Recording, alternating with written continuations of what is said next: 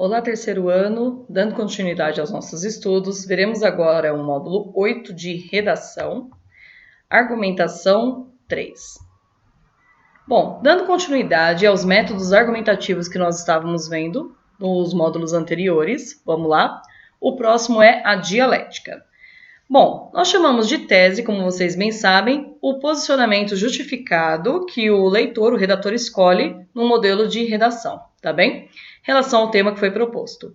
A contradição, ou seja, a ideia contrária dessa tese, nós damos o nome de antítese, tá bem? Tese é o que nós defendemos, a posição escolhida, antítese é quando você dá o contrário dela. Agora, quando você supera essa contraposição de ideias, você dá o nome de síntese, tá bem? A síntese tem duas formas, pode ser conciliadora ou reafirmadora. A conciliadora é quando você vai reforçar a dubiedade de olhares, dizendo que ela é inerente à questão, ou seja, dois olhares ali opostos são assim questionáveis, não são questionáveis, eles são fortes o suficiente para que você não dê mais razão para um do que para outro. Os dois são necessários, mas nenhum dos dois está errado, tá bem? E a reafirmadora, quando você derruba totalmente a contradição, a ideia contrária, e demonstra pela sua argumentação a superioridade de um dos olhares apresentados. Esse olhar será o da tese, tá bem? A tese, então, nós temos aqui como um exemplo. Crianças gostam muito de doces. Essa é a tese que eu posso defender numa redação. A antítese disso aqui. Doces em excesso fazem mal. Ou seja, já estou dando uma ideia contrária para as crianças gostarem de doce. Como que eu vou, então, balancear isso? Fazer a síntese para que não haja aí, nenhum problema, conflito que não permita eu terminar bem a minha argumentação. Controlar o consumo de doces das crianças é uma alternativa ante a proibição. Ou seja, aqui eu dei uma balanceada. Eu não vou proibir que as crianças comam doces, levei em conta que elas gostam de doces, mas ao mesmo tempo também eu falei sobre um controle, porque eu sei que doces em excesso fazem mal. Percebe então que a síntese sempre vai relativizar as ideias apresentadas na tese, tá bem? E na antítese. Continuando. A síntese reafirmadora, também chamada de contra-argumentação. Para desenvolver de forma eficaz essa contra-argumentação, nós temos que considerar essas condições. A tese deve expor primeiro e depois justificar com argumentos um ponto de vista, ou seja, a tese tem que estar bem esclarecida e justificada. A antítese, que é a ideia contrária, deve evidenciar um olhar oposto, tentando entendê-lo. Não é apenas colocá-lo ali, mas também explicá-lo de forma que o leitor possa entender por que esse olhar oposto é considerável. E por último, a síntese. Deve desconstruir uma das ideias e evidenciar a superioridade de um olhar sobre o outro. Ou seja, a síntese vem para ter a certeza de que somente uma das duas está correta, se é a tese ou se é a antítese. Como você vai criar a sua tese, então tem que ser a tese que está correta, tá bem?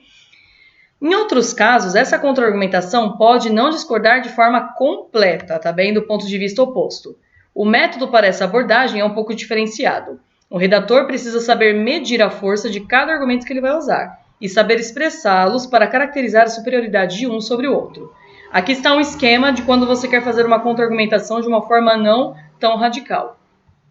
O pressuposto, tá bem? A explicação do pressuposto, quando você explica aqui que você já está pressupondo, reconhecimento dele, relativizá-lo com a sua tese e a explicação da ideia oposta. Aqui é quando você quer fazer um esquema um pouco mais curto. Agora, a síntese reafirmadora, eu tenho um exemplo aqui para vocês.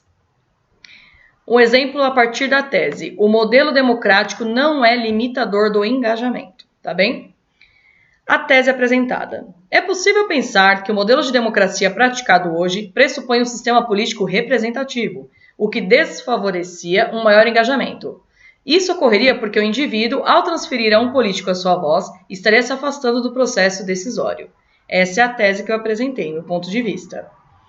A antítese, o contrário dela. Esse raciocínio, contudo, revela-se demasiadamente equivocado pelo seu caráter simplista, pois não considera a essência desse modelo de representação. Aqui eu já me opus ao que eu coloquei na tese.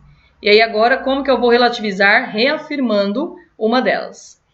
Deve-se lembrar que a democracia, por consistir no poder da maioria, é o ápice da participação política, já que funciona em geral por meio dos partidos, símbolos dos próprios grupos de interesse de uma sociedade.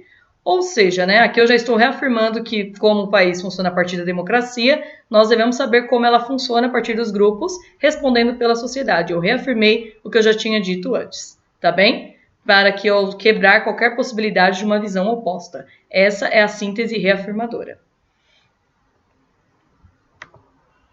Agora a síntese conciliadora. Na conciliadora, não se elege uma das posições como a superior à outra, tá bem? O que resulta numa estratégia adequada para a defesa de um ponto de vista intermediário.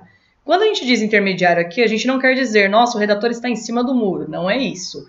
Ele está intermediando aí as duas posições, as duas possibilidades, mostrando que as duas estão corretas em seu campo, tá bem?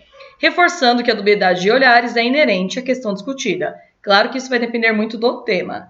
Veja seguir um exemplo a partir da seguinte tese. A tecnologia nuclear em si não constitui um problema. Como que ficou o parágrafo? O maior benefício advindo do domínio da tecnologia nuclear é quase óbvio.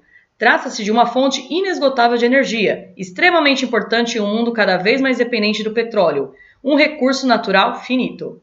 Por outro lado, sabe-se que por diversas vezes, essa mesma tecnologia foi utilizada para a construção de armas de destruição em massa, uma ameaça à própria humanidade. Na verdade, a discussão não deve versar o desenvolvimento da tecnologia nuclear em si, mas a responsabilidade de cada Estado em sua utilização. O objetivo dele aqui não é apresentar apenas prós e contras, dizer que a tecnologia nuclear é algo bom ou que ela é algo ruim e defender apenas um dos lados, mas mostrar que não quão infrutífera é a discussão. Por isso, apresentar a síntese conciliadora apresenta-se coerente na situação. Como esse aqui é um tema que você pode sim conciliar e deixar intermediária a posição dos argumentos, cabe muito bem. Por quê? A tecnologia nuclear ela é muito boa, traz benefícios para a humanidade. Eu posso dizer que ela foi utilizada como arma de destruição em massa, mas é que está, ela foi usada para destruir a humanidade, mas foi usada por próprios humanos. Ou seja, eu não devo então criticar tanto assim. O que eu devo saber? Saber equilibrar as coisas. É uma boa energia se for usada por boas mãos com boas intenções, com os objetivos corretos. Porém, se as pessoas usarem de forma errada, obviamente que ela vai se tornar algo perigoso para a própria humanidade que está criando. Então, neste caso, eu posso sim prevalecer uma posição intermediária, desde que seja bem apresentada, é claro.